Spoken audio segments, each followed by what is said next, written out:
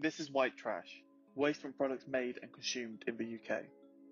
This waste was found here at a recycling facility, surrounded by other plastic bottles and detritus from the UK. This facility isn't in the UK.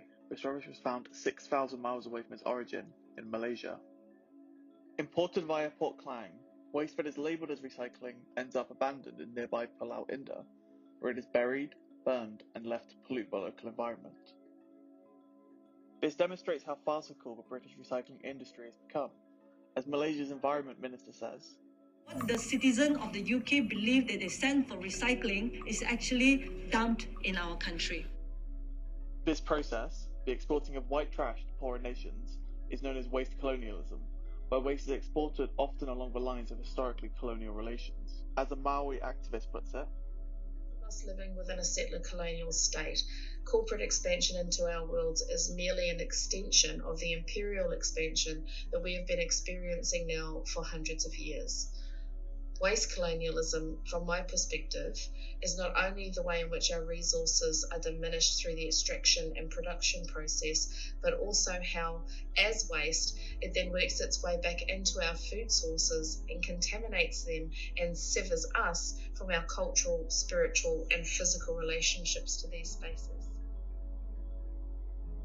The global waste industry has been widely reported on in recent years, focusing in particular on recycling as a broken system following policy changes in China. However, this coverage fails to trace the broader narratives at play. The question isn't does recycling work, but rather why do white or European nations see the global south as a dumping ground?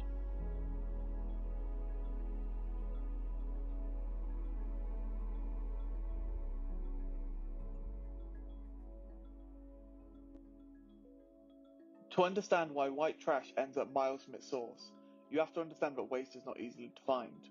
In the intro of Pixar's WALL-E, a future city is overwhelmed with piles of rubbish, so much so that you struggle to discern what is waste and what is the city. This shows how waste is always a threat to the structure of our personal worlds and must be kept at bay. This fetish for order is summarized by Bauman, when he says that modern culture is a garden culture. Modern life is defined by what it excludes. Rubbish is what lies outside of culture, and so disposing of rubbish is important to ensure that we ourselves do not become rubbish.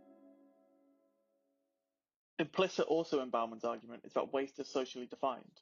What is worthless now and thrown away without thought can become priceless the next day. A famous example of this are the material recycling drives during World War II, when scrap metal and scrap paper were essential for building munitions for the war.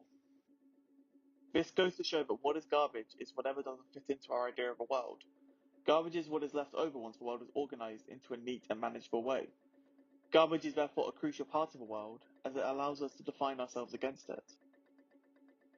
However, as waste is constantly produced within capitalism, there is an ever-present threat that society will become overwhelmed with its own filth. Waste must be constantly expelled to ensure that an ordered world is retained. Distance is therefore needed between the sphere of life and the sphere of waste. But waste does not disappear when it's out of sight and out of mind. It requires a physical space. This space is usually whatever is conveniently close but mentally far away, such as the fringes of a city, or a space where people won't make a fuss. However, as a locality grows, it will butt up against these local dumping grounds, bringing the threat of rubbish back into focus.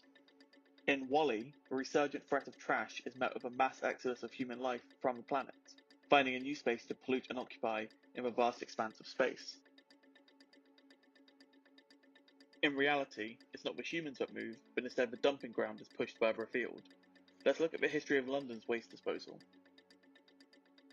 In the mid-1800s, London was made up of inner metropolitan boroughs and a broader Greater London area. At the time, the presence of waste within the city was associated with miasma, or the spreading of disease through bad air. This compelled sanitarians to expel their waste further afield. The county to the east of London, Essex, was sparsely populated and considered to be inferior to the capital, and therefore deemed a perfect location to dump London's trash. A steady flow of garbage leaked out of the city, settling along the Thames in Essex. Yet over time, London's boundaries expanded as the city grew, culminating in the 32 London boroughs we have today. These boroughs expand greatly beyond the 1850s London, bringing parts of former Essex into the City of London. The borough of Barking and Dagenham and the borough of Havering, formerly part of Essex, contain innumerable historic dump sites, once conveniently out of sight and out of mind for Londoners, but now very much part of the city. Here, the historic treatment of the periphery has come back to haunt the locality, as spaces once marginalised came into focus. Coupled with a growing awareness of environmental issues in the West, from the 1970s onwards the UK cracked down on pollution and waste disposal. This culminated in the 1996 landfill tax. This legislation has been lauded for turning the tide on the UK's waste problem. Recycling has increased steadily in recent years, while landfill disposal has declined.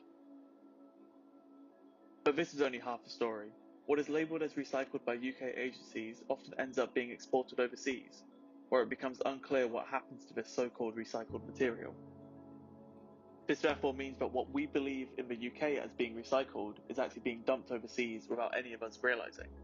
This is explained by David Pellow, who argues that the well-meaning demands of UK consumers for more sustainable waste management actually results in the opposite, in more egregious dumping of trash overseas. This means that when citizens of Western nations become inundated with their own waste and demand change, the problem is greenwashed.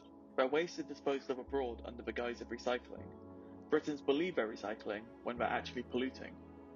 The UK is not alone in this. Waste from across the world has been found dumped in Southeast Asia. If we compare the polluting nations with the importing nations, a clear trend emerges. Those with a higher GDP per capita send their waste abroad, while those who are poorer become recipients of the rich nation's trash. And this is overwhelmingly performed over racial lines. Almost all of the big offenders of waste colonialism are white majority nations, while almost all the importing nations are majority non-white and former colonies. With the UK and Malaysia in particular, the dumping of waste reverses their colonial relation. Port Klang was established by the UK, then known as Port Sweetenham, to export rubber from Malay plantations. Where resources were once extracted from a peninsula, waste is now imported there.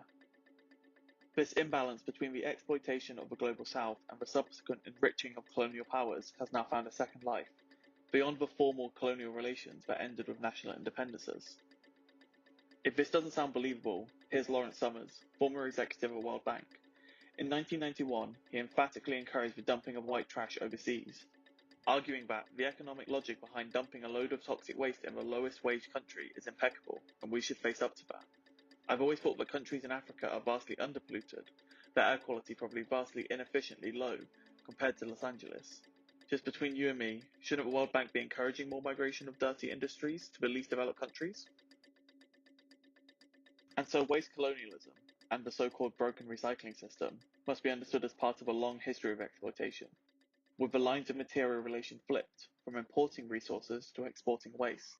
David Pellow goes further than this, and argues that it is not just materials that are polluting poorer nations, but rather that the very idea of modernity, the idea of Western-centric progress, is a pollutant that is infecting other nations.